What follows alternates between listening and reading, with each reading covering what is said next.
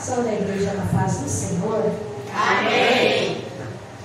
Vamos ler a palavra do Senhor no livro de Atos dos Apóstolos, capítulo de número 9, versículo de número 5. Livro de Atos, capítulo de número 9, e o versículo de número 5. Uma mensagem bastante conhecida, fala a respeito da conversão de Saulo, e este é o momento crucial da sua transformação para ser um seguidor de Cristo.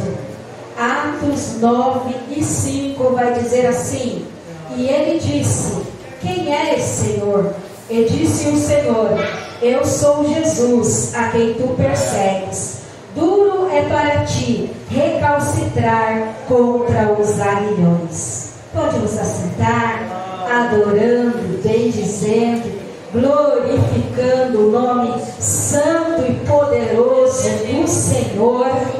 Nesta noite nós vamos meditar um pouquinho a respeito deste momento, a respeito desta figura de linguagem que o Senhor Jesus usa para, com a vida de Saulo ali naquele momento. Como todos nós conhecemos, Saulo era um homem estudioso, conhecedor das Sagradas Escrituras, zeloso da palavra, da Torá, da lei, entendido. Ele era alguém que tinha um grande apreço com a palavra, com a lei, com as regras, com os mandamentos de Moisés. Mas aí vem Jesus trazendo um novo evangelho, trazendo um novo entendimento de amor, trazendo a graça e cumprimento da lei, trazendo o sacrifício vicário, o sacrifício único que poderia redimir toda a humanidade. Saulo, ele sem entender e sem conhecer, ele torna-se um grande perseguidor da igreja de Cristo na terra. A igreja, ela foi pautada, ela foi criada, ela foi crescida de acordo com os ensinamentos do nosso Senhor e Salvador Jesus Cristo. Os seguidores do Senhor ficaram com a incumbência de pregar o evangelho, de levar a palavra, de contar o testemunho, e com isso vidas eram salvas, vidas eram libertas. O evangelho crescia, a palavra crescia, o entendimento de salvação crescia, mas havia aqueles que resistiam, aqueles que não aceitavam, que não querem mudança. E ainda nos nossos dias é assim.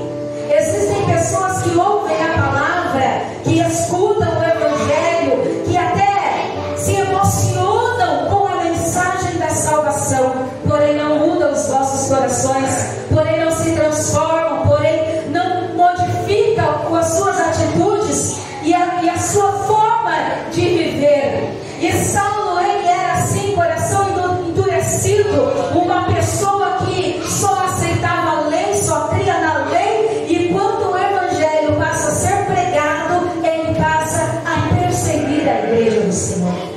Mas o Senhor Jesus, ele sempre vai vir ao encontro da sua igreja. Quando a igreja é perseguida, é o Senhor a quem persegue. Quando se levantam contra a igreja do Senhor, e a igreja é eu e você, somos nós, templo do Espírito Santo. Quando se levantam contra a igreja, estão se levantando contra a própria palavra, contra o próprio Senhor. E quando isso acontece, o Senhor, ele se põe de pé, porque ele sabe que a peleja não é para humanos, essa peleja é para o Senhor Jesus. Quando alguém persegue o evangelho, persegue a palavra, persegue o cristão, persegue o sacerdote, persegue o levita, o Senhor se levanta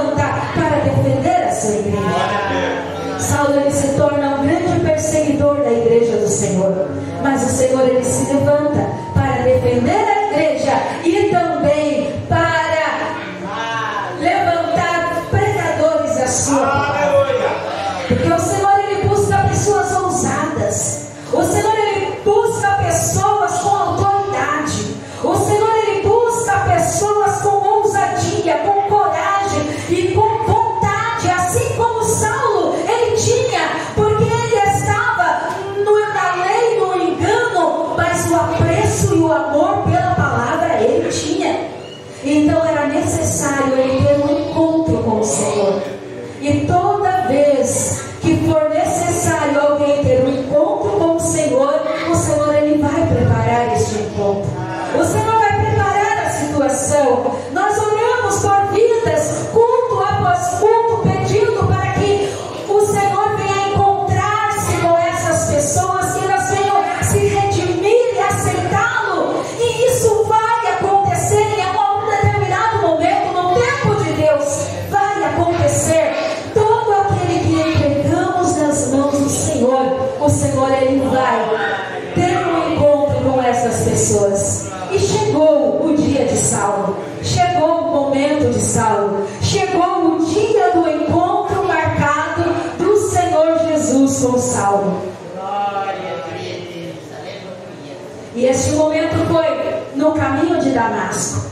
As intenções de Saulo era ele perseguir, era prender, era calar a voz da igreja, era parar o crescimento do evangelho. A intenção de Saulo era fazer com que a igreja que começou a crescer quando Jesus morreu na cruz do Calvário, ele queria parar aquele movimento, ele queria parar aquelas pessoas que tão fervorosamente seguiam a Cristo.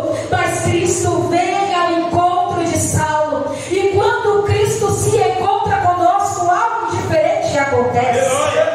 E foi assim, quando Cristo se encontra com Saulo, a primeira coisa que acontece com Saulo é ele cair, é ele parar, é ele se estabilizar. Porque quando o Senhor vai ao encontro daquele que acha que faz, aquele que acha que é e aquele que acha que pode, o Senhor, ele faz parar tudo aquilo que vai contra a sua vontade e contra a sua palavra. E a palavra que o Jesus usa naquele encontro é: duro é para ti recalcitrar contra os aguilhões. Jesus, ele está usando uma figura de linguagem, uma analogia, comparando a vida de Saulo, a ida de Saulo, a missão de Saulo, como o boi que vai para arar a terra, que vai ao campo trabalhar, mas ele não pode fazer aquela função sem direção. Então ele tem um instrumento que, no momento em que ele se desvia, no momento em que ele sai da sua rota,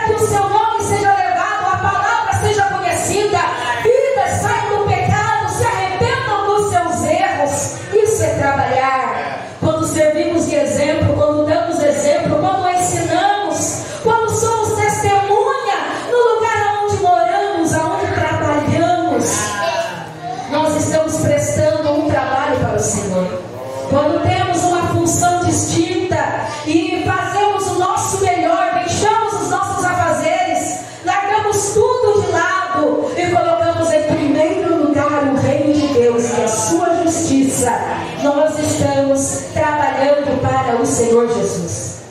Porque senão a segunda utilidade será o abate.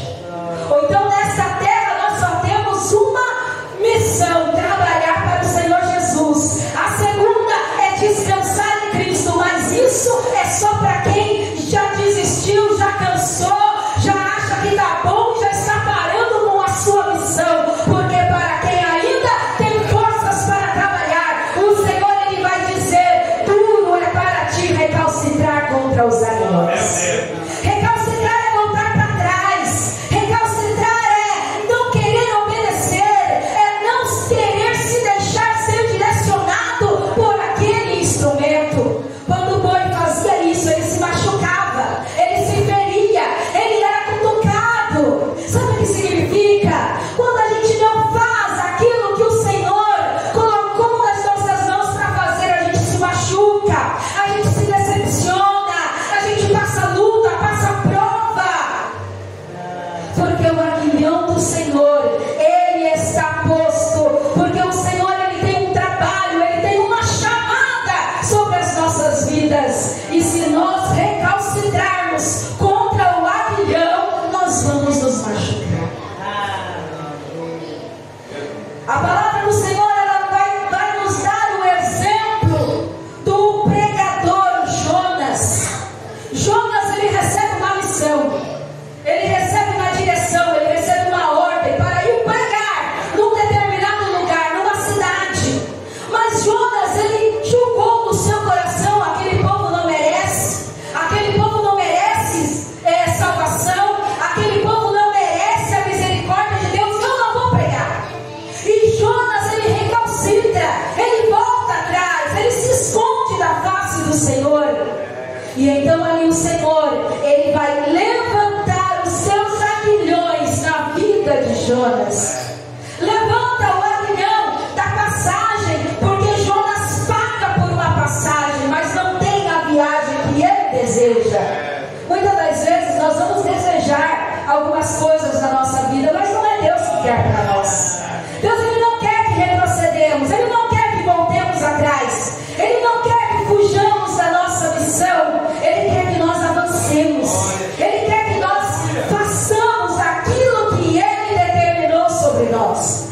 O Senhor, ele vai levantar o aguilhão do clamor do ventre de um peixe, do sufoco, da tristeza, da luta. O próprio Jonas, ele vai declarar que das profundezas do abismo clamei ao Senhor, ou do meio do inferno clamei ao Senhor, e ele me ouviu.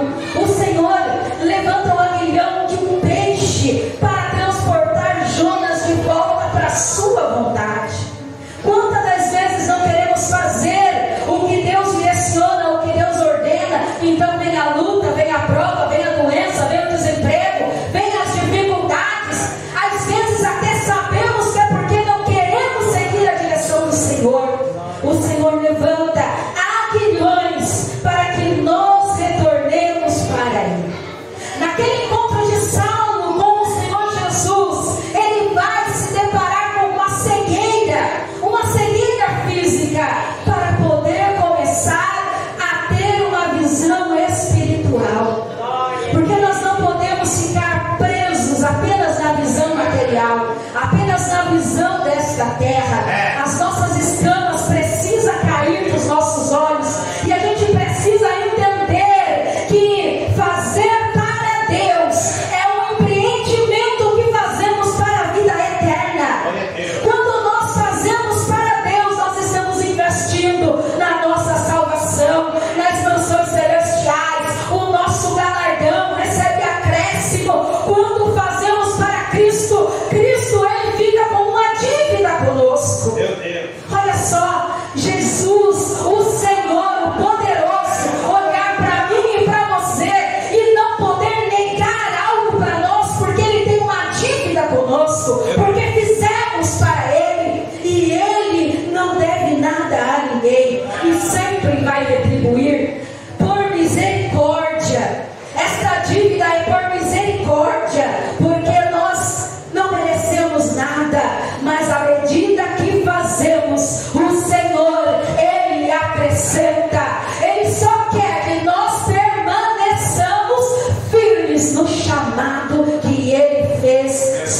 nossa vida.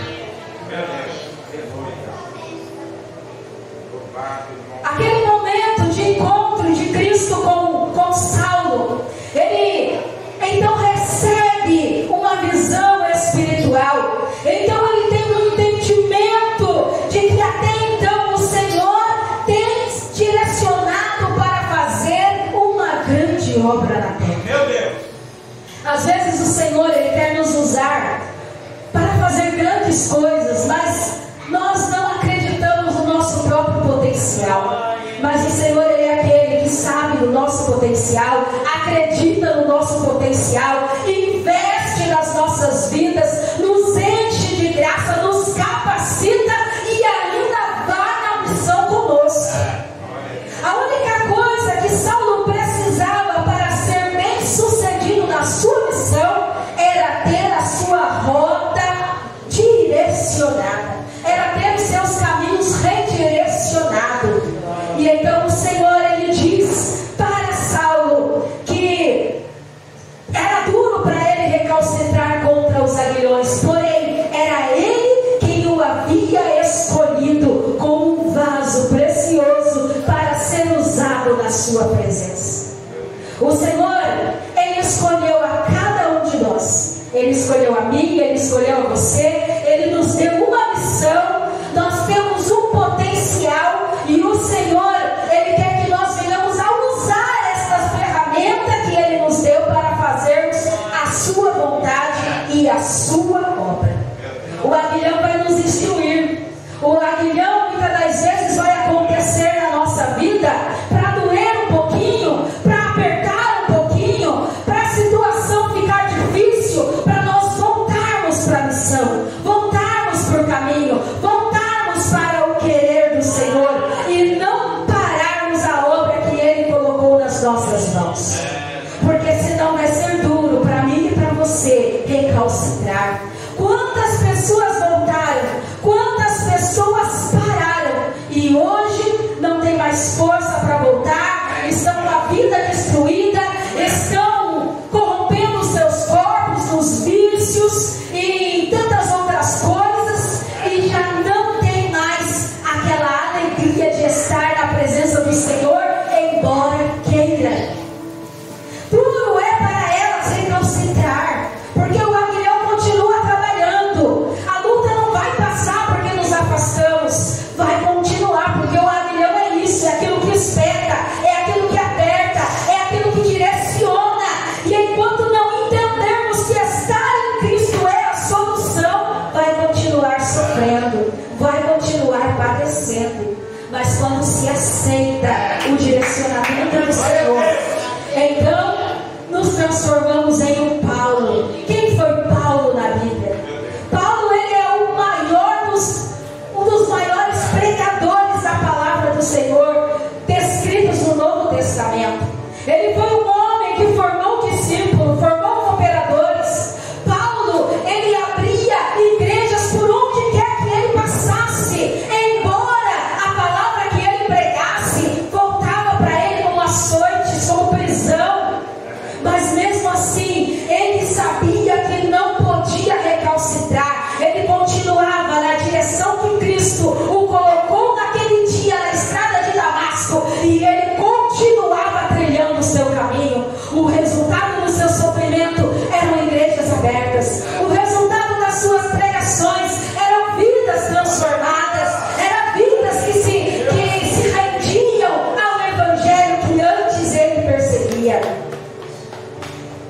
O resultado da vida de Paulo, por se deixar ser direcionado por Cristo, era pregar uma palavra com efeito.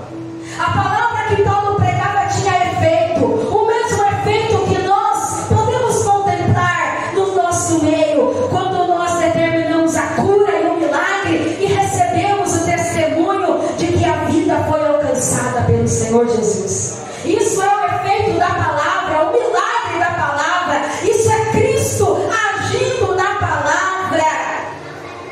O efeito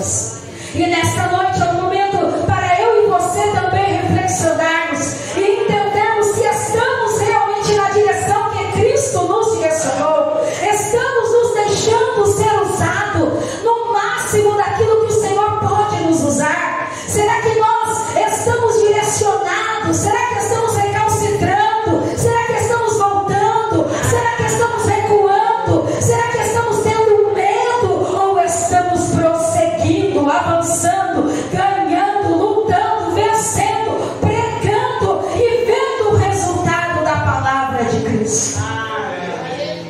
Quando pensarmos em desistir, vamos lembrar que existe um aguilhão sobre as nossas vidas. Então, para não nos ferir, então para não nos machucar, nós vamos nos direcionar no caminho de Cristo, na vontade de Cristo, fazer o querer do Senhor e continuar trilhando os passos do Senhor, porque Ele se responsabiliza por mim e por você. Pode fazer a obra do Senhor, pode marchar, pode se levantar, pode profetizar dentro da tua casa, declarar a bênção, a vitória, o milagre, crer, confiar, porque o Cristo que teve um encontro com Saulo lá em Damasco, na estrada de Damasco, é o mesmo Cristo que quer também se encontrar comigo e com você, quer direcionar as nossas vidas, e Ele quer ser o efeito nas nossas bocas quando direcionamos a palavra do Senhor.